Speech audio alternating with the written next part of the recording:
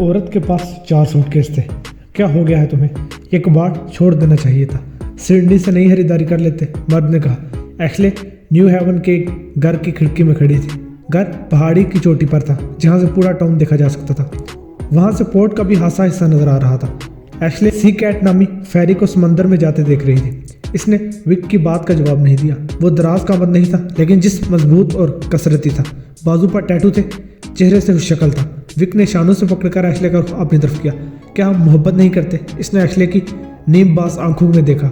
हाँ, फिर क्या बात है? तुम कई मर्दों को हला कर चुकी हो, लेकिन वो मेरे लिए तकलीफ देता।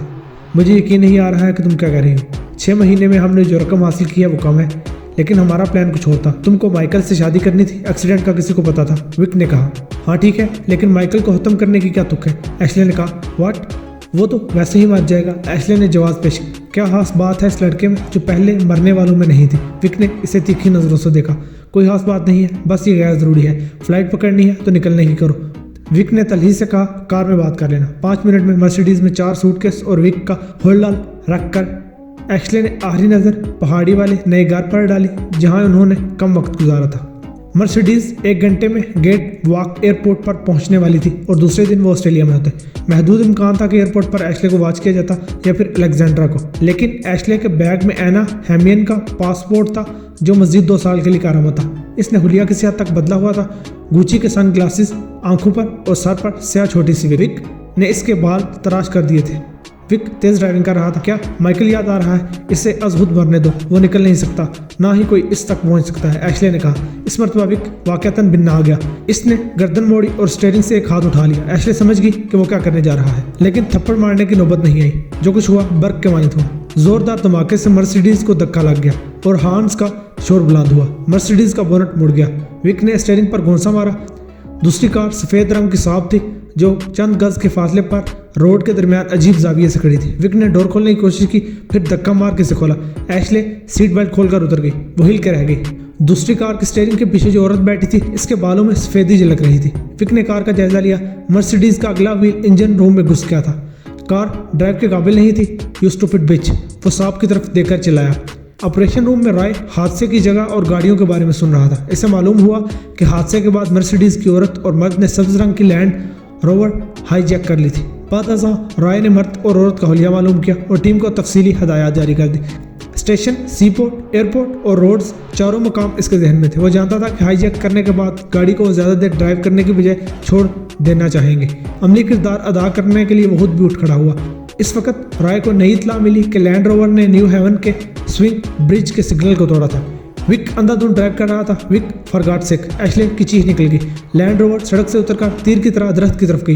विक ने ब्रेक लगाए, व्हील लॉक हो गए, लेकिन गाड़ी आगे बढ़ती रही। ब्रेक छोड़कर इसने स्टीयरिंग घुमाया, गाड़ी फिसली और दूसरे दरख्त की तरफ गई। Slow down, slow. बिलाहिर वो लैंड रोवर को काबू करने में कामयाब हो गया। वो वापस सड़क पर आया। सामने से आने वाली लारी जू करके करीब से गुजर गई। इसका जहन एक नुक्ते पर मरकूज था, एयरपोर्ट। दफातन मिरर में इसने नीले रंग की झलक देखी। खौफ की सर्द लहर ने पेट में गिरा लगा दी। वो एहतियात से बार बार मिरर में झांक रहा था। ट्रैफिक में नीली रोशनी फिर नजर आई, वाजे और करीब था। विक ने अचानक लैंड रोवर दाएं ट्रक के सामने से खतरनाक अंदाज में मोड़ी। आगे गाड़ी उबार से टकराकर उछली और तालाब नमाज वहीं से जा टकराई। पानी कम था। विक तालाब से जल्द बाहर दूसरी तरफ निकल गई। एशले बदहवासी के आलम में चिल्ला रही थी। पुलिस! विक ने एशले को मस्जिद बुखला दिया। लैंड रोवर जल्द ही एक पतली पुख्ता सड़क से होती हुई A27 पर आ गई। ये हमें A23 पर ले जाएगी और वहाँ से एयरपोर्ट। हाँ, लेकिन हम शाहराह पर नहीं जा सकते, एशले ने कहा। मैं सोच रहा हूँ। दोनों ने हेलीकॉप्टर की आवाज़ सुनी। विक ने खिड़की से सर निकाला। गहरे नीले रंग का हेलीकॉप्टर नीचे आ रहा था। इसने चक्कर काटा तो मजीद नीचे आ चुका था और कॉकपिट के नीचे पुलिस लिखा हुआ साफ नजर आ रहा था। बड़ी सड़क पर सीधा जाना खतरनाक था। विक ने लैंड रोवर को बाएं जानिब मोड़ा और रफ्तार बढ़ाता गया। इसका दिमाग पैनिक मोड पर चला गया। मुड़ते वक्त भी हादसा होते होते रह गया। सामने ट्रैफिक की रफ्तार कम हो रही थी। विक के जबड़े भींच गए। इसने दोनों पहिए साइड वॉक पर चढ़ा दी और आगे गया। आम कार में वो ऐसी रफ ड्राइविंग नहीं कर सकता था। ट्रैफिक जाम की वजह समझ आ गई। पुलिस कार ने सड़क ब्लॉक की हुई थी। कार के दोनों तरफ नीले रंग के पुलिस स्टॉप बैरियर मौजूद थे, लेकिन विक का मूड कुछ और था। लैंड रोवर ने एक जानिब से पुलिस बैरियर को उड़ा कर रख दिया। एशले खामोश रही। राय को बताया गया कि बेंडा निगम के चौराहे का बैरियर उड़ा दिया गया है और लैंड रोवर मगरब की जानब से A27 पर रवाना है। वहाँ 1 मील पर चौराहा है। राय ने कहा कोई है वहाँ पर? एक बाइक वाली पहुंचने वाली है, बाइक से काम नहीं चलेगा, इन्हें घेरने के लिए कम से कम 4 कारों की जरूरत पड़ेगी। 2 कार A23 जंक्शन की सीमत रवाना है, तीसरी 4 मिनट में लुइस से रवाना हो रही है, चौथी 3 मिनट में शोरिहम से। यहाँ 6 से 2 कार जाने के लिए तैयार है। हेलीकॉप्टर लैंड रोवर के ऊपर है, जवाब आया। राय खुद जिस रोड पर था इसे अपने हाथों की लकीरों से ज्यादा जानता था। इसे मालूम था कि अगर रोड से उतरकर सिमत बदले तो कहाँ कहाँ और कैसे कैसे जाया जा सकता है। विक 125 मील फी घंटा की रफ्तार से गाड़ी दौड़ा रहा था। वो जानता था 1 मिनट में वो A23 जंक्शन पर होगा और इसे फैसला करना था। हेलीकॉप्टर का साया मुस्तकिल साथ था। इसका दिमाग एक सवाल कर रहा था कि अगर वो पुलिसमैन होता तो ऐसी सूरत हाल में क्या करता। यकीनन एयरबोट्स और फेरी बोट्स को नज़रअंदाज ना करता। एक जगह थी जिसे पुलिस नज़रअंदाज कर देती, लेकिन वहां जाने के लिए विक को मनहूस हेलीकॉप्टर से छुटकारा हासिल करना जरूरी था। वो अपनी मतलूबा जगह से चंद मील दूर था। बुलंद चिमनी, लैंडमार्क, शोरेहम हार्बर इसकी मंजिल थी। कहाँ जा रहे हो विक? एशले नर्वस थी। मेरा ख्याल था कि हम गेट विक जाएंगे। विक ने कोई जवाब नहीं दिया। वो 10 साल पुरानी टोयोटा को देख रहा था जिसे एक बूढ़ा ड्राइव कर रहा था। विक का इरादा आगे सुरंग में जाने का था जो सर पर थी। ओवरटेकिंग मना है का निशान इसने नजरअंदाज कर दिया। वो 110 मील फी घंटा की रफ्तार से टनल में दाखिल हुआ।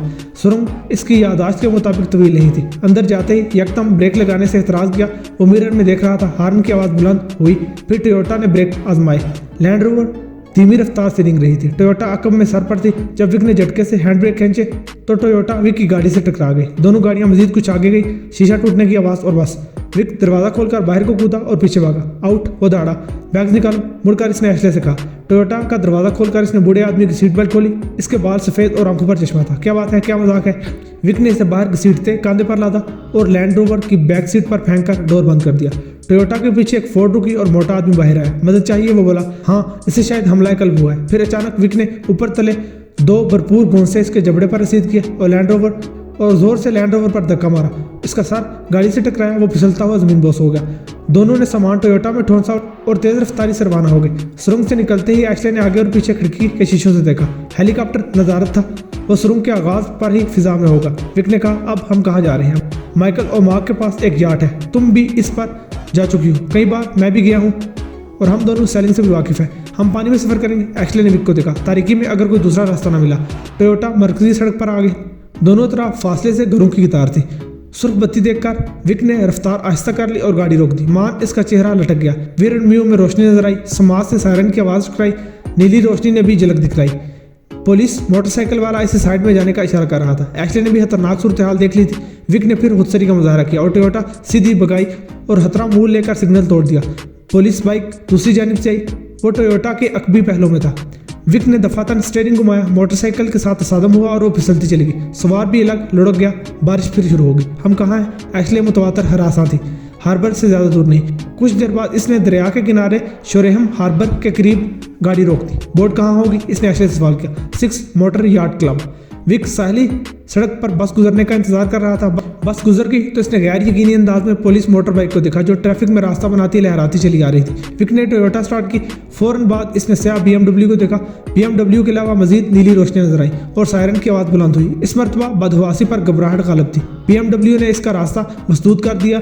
टोयोटा ने खतरनाक यूटर्न लिया और ट्रैफिक में जिग-जैग बनाती आगे चली गई। आगे चौराहा था। ट्रैफिक भी धीमी थी। पुलिस मोटर बाइक सायरन बजाती एंड टोयोटा के अकब में थी।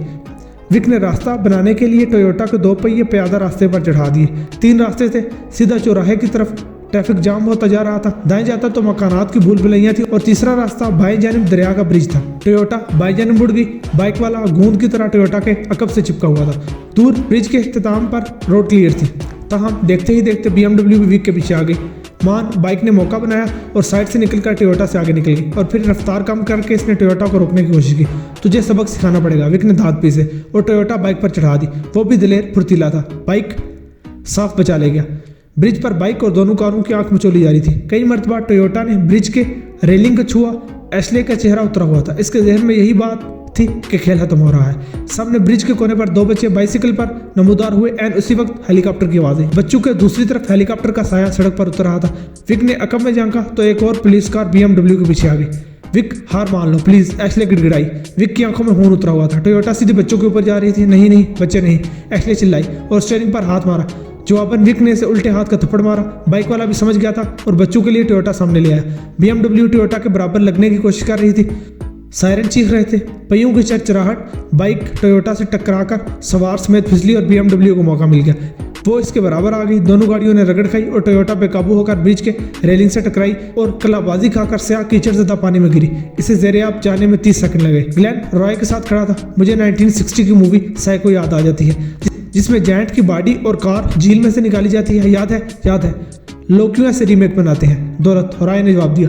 दौलत एक बहुत बड़ी वजह है, इसीलिए हम पुलिस में हैं। वहाँ एक फायर इंजन, 2 एम्बुलेंस और 6 पुलिस की गाड़ियां मौजूद थी। क्रेन भी ब्रिज पर आ चुकी थी। गोताखोरों ने क्रेन के हुक को ज़ेरे-आब टोयोटा में फंसाया और क्रेन ने काम शुरू कर दिया। कार सवारों के बचने के इम्कानात नहायत कम थे। ताहम रॉय पर उम्मीद था कि माइकल तक पहुंचने के लिए कोई ना कोई रास्ता मिल जाएगा। लैंड रोवर से 2 सूटकेस मिले जिनमें खवातीन के मलबूसात के अलावा कुछ न था। क्रेन ने टोयोटा को पानी से निकालकर फिजा में बुलंद कर दिया। पानी और कीचड़ गाड़ी से फिसल रहा था। टोयोटा की हालत नहायत अबतर थी।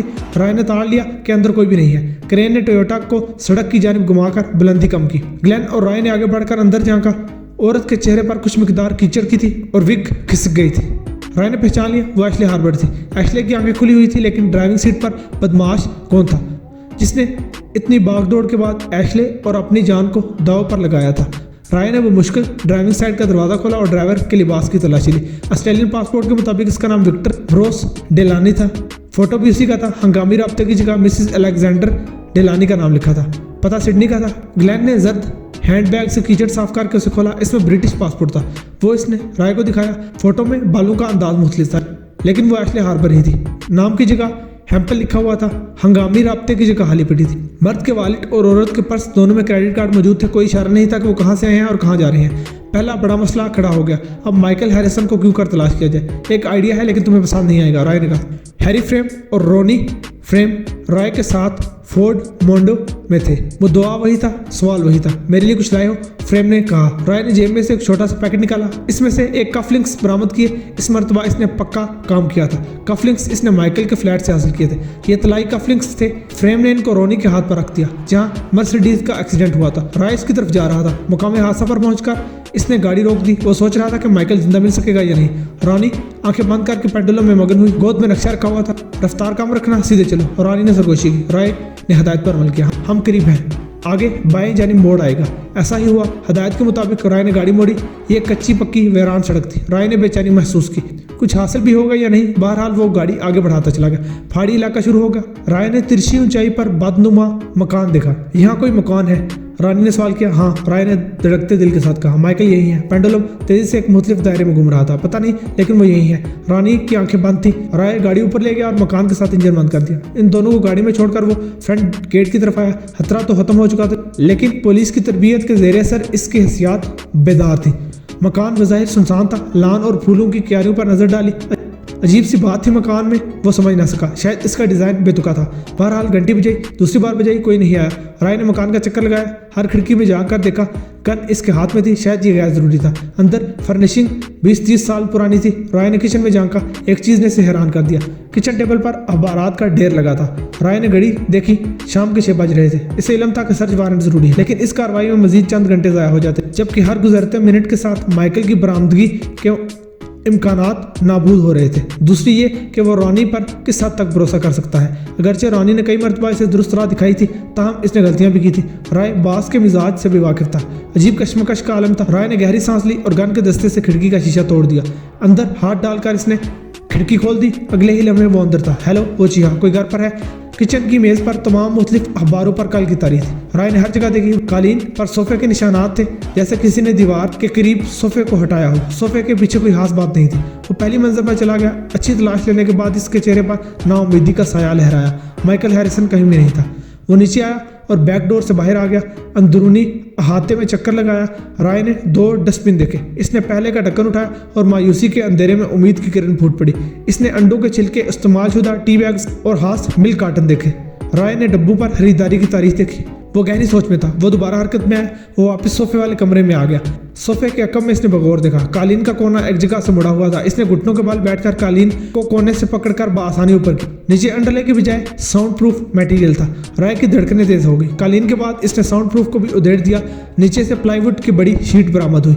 किसी कदर मुश्किल से इसने उंगलियां किनारों में फंसाई और प्लाईवुड को लेकर खड़ा हो गया और इसे मुखालिफ सिमत में उल्ट दिया। फौरन ही नागवार बदबू नथनों से टकराई। पेशाब, पसीना और दीगर बुओं के साथ आयल की बू भी शामिल थी। अंदर जो था वो मुर्दा ही लगा, लेकिन फिर इसने पलकें झपकाई। राय के अंग अंग में मुसरत और अम्बसात की आतिश की बाजी फूट पड़ी। मायूसी की आखिरी मंजिल पर उसने माइकल को पा लिया। ताम वहाँ कालीन के नीचे इस कड़े की मौजूदगी इसकी समझ से बालत आती। माइकल हैरिसन, गटी गटी आवाज़ आई। उफ उफ। रॉय गड्ढे में उतर गया। इसने नरमी से डक टेप इसके होंठों से अलग की। तुम माइकल हैरिसन हो? हाँ हाँ, पानी प्लीज़। इसे बोलने में वक्त लगा। 1 मिनट रुको।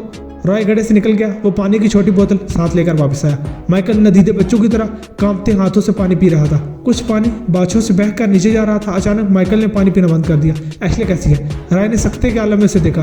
दिमाग पर जोर डाल रहा था। शाइस्तगी बयान कहाँ से लाऊं? माइकल की हालत अबतर थी, वरना वो बआसानी राय को पढ़ लेता। हाँ एशले ठीक है, राय ने बेचारगी को छुपाते हुए कहा। चलने की तैयारी करते हैं। इसने माइकल की बंदिशें काटना शुरू कर दी। एशले के ख्याल ने मुझे जिंदा रखा। मुझे यकीन था कि मैं इससे मिलूंगा। माइकल की आवाज़ लड़खड़ा रही थी। थैंक गॉड वो महफूज है। माइकल को सब बताना पड़ेगा, लेकिन कैसे? बहुत बड़ा सवाल राय के दिमाग में मीह की तरह गड़ गया।